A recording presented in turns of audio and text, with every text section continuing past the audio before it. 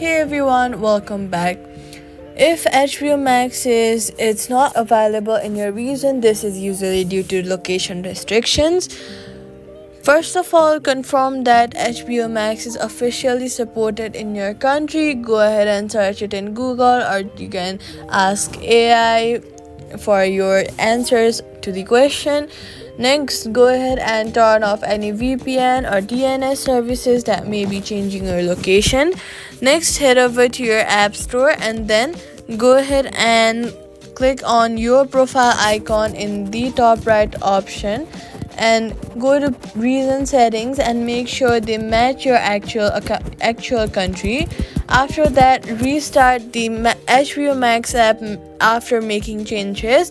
Then, if you recently traveled, log out of the app and log back in to refresh region data. After fixing the region settings, HBO Max should open and work normally, and that's it. Subscribe for more quick fixes.